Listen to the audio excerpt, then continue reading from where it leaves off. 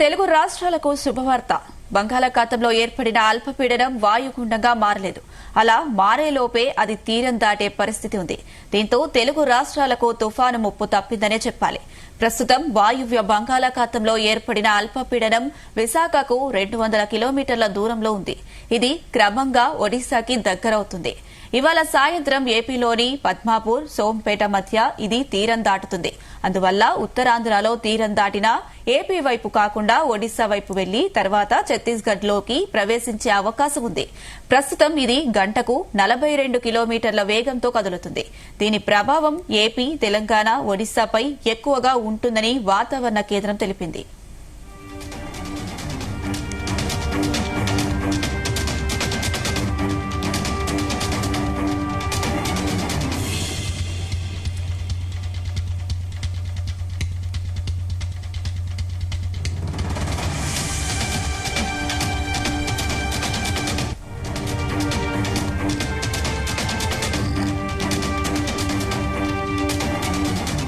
నేటికి ఇదే అంశం సంబంధించి మరిన్ని అప్డేట్స్ మా ప్రతినిధి రాజు పటేల్ అందిస్తారు. S Raju Patel. Good morning Anusha. అటు బంగాళాఖాతంలో ఏర్పడినటువంటి అల్పపీడనము వాయుగుండంగా మారకపోవడము, అలానే అది తీరం దాటే పరిస్థితి లేకపోవడంతో తెలంగాణకు భారీ వర్ష సూచన 35 తప్పిందని చెప్పవచ్చు. సో ఏదైతే భారీ వర్షం ఒక 3 నుంచి 4 రోజుల పాటు పడుతుంది అని వాతావరణ శాఖ అధికారులు చెప్పినటువంటి సమాచారంతో ఆందోళనకు గురైనటువంటి పరిస్థితుల నేపథ్యంలో అది అల్పపీడనము వాయుగుండంగా మారకపోవడము తోటి తెలంగాణలో అయితే మోస్తారు వర్షాలు కురిసే అవకాశం ఉంది. భారీ వర్షాలకైతే అవకాశం లేదు.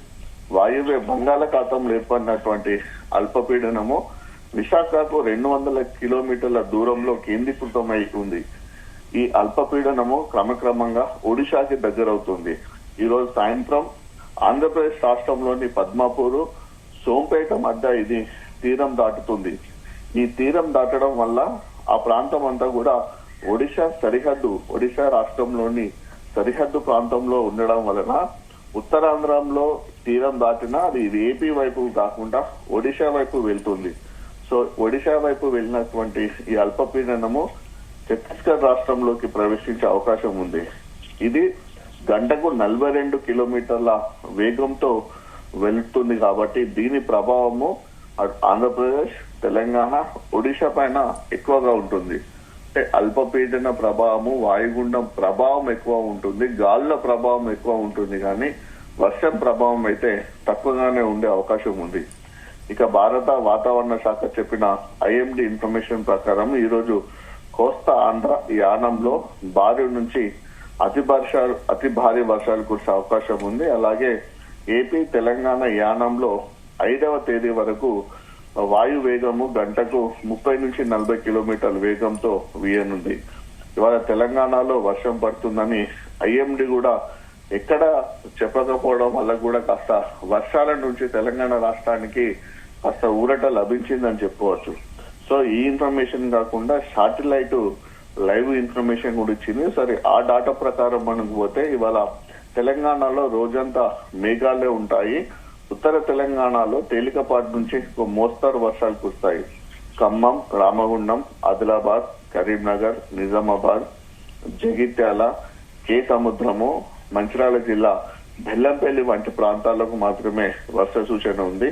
హైదరాబాద్ కి మాత్రం ఎలాంటి వర్ష సూచన ఐఎండీ చెప్పలేదు. దీనివల్ల హైదరాబాద్ సిటీ ప్రజలు చాలా రిలాక్స్ కావచ్చు.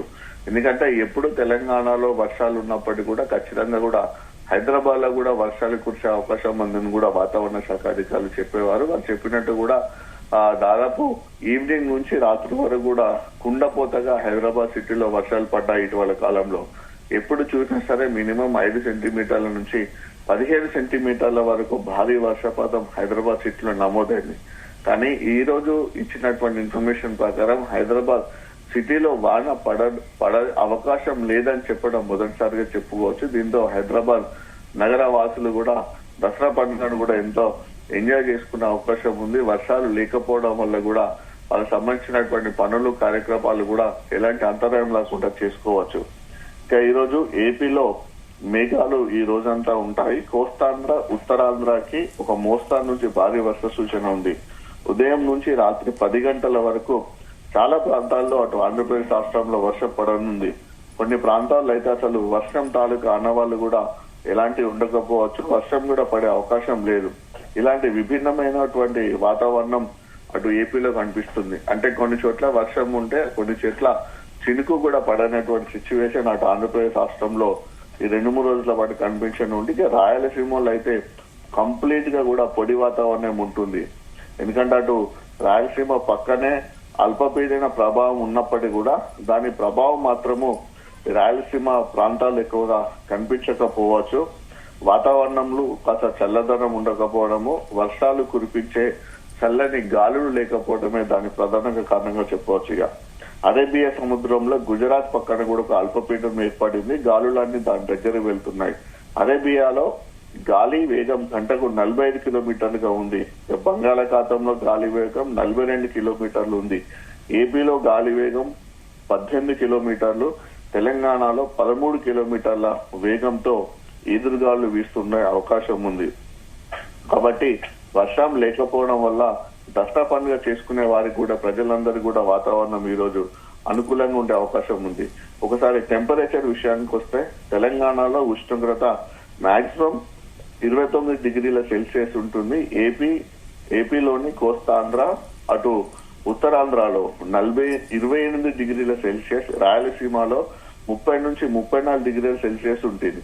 అంటే రాయలసీమ ప్రాంతాల్లో దాదాపు టెంపరేచర్ చాలా ఎక్కువగా ఉండే అవకాశం ఉంది. తేమ విషయానికి వస్తే తెలంగాణలో 1071%, ఏపీలో 77% ఉంటుంది. ఈ తేమ రాత్రి వేళలో తెలంగాణ రాష్ట్రంలో 86% ఉంటే ఏపీలో 84% ఉంటుంది. సో 2 రాష్ట్రాల్లో కూడా రాత్రి వేళ మంచు కురిసే అవకాశం కూడా ఉండొచ్చు కూడా వాతావరణ శాఖ అధికారులు చెప్పారు. ఒకసారి ఫిలిప్పీన్స్ పై తుఫాను ప్రభావము కాస్త కనిపిస్తుందని చెప్పవచ్చు. అది క్రమంగా అటు చైనా వైపు వస్తుంది. దాని వేగం గంటకు 100 కిలోమీటర్లు ఉంది. భూమధ్య రేఖ దగ్గర మేఘాలు కొంతవరకు తగ్గాయి. అంటే మనకు వర్షాలు తగ్గిపోయే అవకాశాలు కనిపిస్తున్నాయి. అయితే అంటార్కిటికా నుంచి చల్లని గాలులు భూమధ్య రేఖను చేరడం చూస్తుండటం వల్ల ఇప్పటి వరకు మనకు చల్లదనం లేదు, కానీ ఇక్కడ నుంచి కాస్త చలి పెరిగే అవకాశం ఉంది. రాత్రి వేళ చలి ప్రభావం ఉండి వాన తగ్గి చలికాలం వస్తుంది అనేటువంటి ఒక రకమైనటువంటి సిచ్యువేషన్ గాని ఫీల్ గాని కలిగే అవకాశం ఉంది. ఎందుకంటే ఇప్పటి వరకు మనకు భారీగానే వర్షాలు కురుస్తూ వస్తున్నాయి అనుష.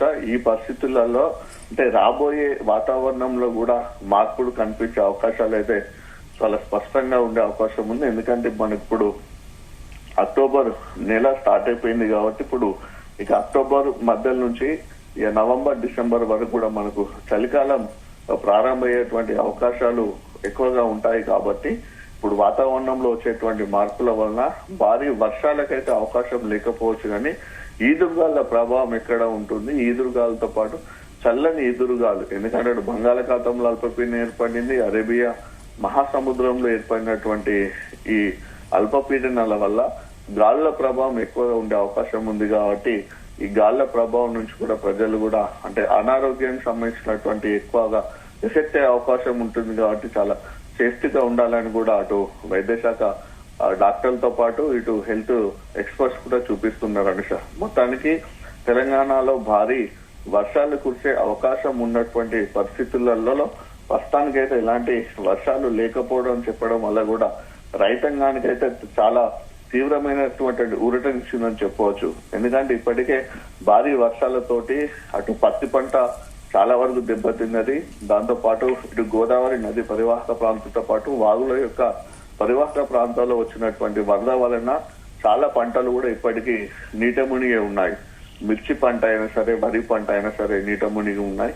మొక్కజొన్న లాంటి పంట అయితే నీళ్ళ కొరిగి ఉంది. అంటే రైతాంగానికి ఖరీఫ్ ఈ సీజన్ లో మాత్రము బాగా నష్టం జరిగిందని చెప్పవచ్చు. సో ఇలాంటి పరిస్థితులలో కొద్ది గొప్ప ఒక 15 నుంచి మరొక 20-25 రోజుల వరకు కనుక ఈ వర్షాన్ని కనుక గ్యాప్ ఇస్తే, ఎందుకంటే వరి పంట చేతికొచ్చే అవకాశం ఉంది, మొక్కజొన్న పంటలు కూడా చేతికొచ్చే అవకాశం ఉంది. కాబట్టి ప్రస్తుతం ఉన్నటువంటి ఈ వాతావరణ మార్పులు అయితే రైతాంగానికి అయితే కాస్త ఊట్లనిస్తాయని చెప్పవచ్చు. ఇప్పటికే భారీ వరదల వల్ల వర్షాల వల్ల కూడా తీవ్రమైనటువంటి నష్టం ఇటు ప్రజలకు అటు ప్రభుత్వానికి కూడా జరిగింది. ఎందుకంటే చాలా వరకు రోడ్లు డ్యామేజ్ అయిపోయాయి, విద్యుత్ వ్యవస్థ కూడా దెబ్బతిన్నది. ఇప్పటికి కూడా వాటికి సంబంధించినటువంటి పునరుద్ధరణ పనులు మాత్రమే జరుగుతున్నటువంటి పరిస్థితులలో వర్షాలు పడకపోవడం వల్ల ఆ రిపేరింగ్ వర్క్స్ కూడా చేసుకునే అవకాశం ఉంటుంది. పరిపాలనకు సంబంధించినటువంటి మిగతా పనులు కూడా ఈజీగా చేసుకునే అవకాశం ఉన్నటువంటి పరిస్థితులలో సో రాబోయే ఇక 3-4 రోజులలో తెలంగాణ వ్యాప్తంగా అటు ఆంధ్రప్రదేశ్ రాష్ట్రాల్లో కూడా కేవలము ఈదురు గాలులు చల్లని గాలులకు మాత్రమే అవకాశం ఉండే నేపథ్యంలో వర్షాలు లేకపోవడం మాత్రము కాస్త ఊరటనిచ్చాయని చెప్పొచ్చు Anusha. Right Raju Patel, thank you.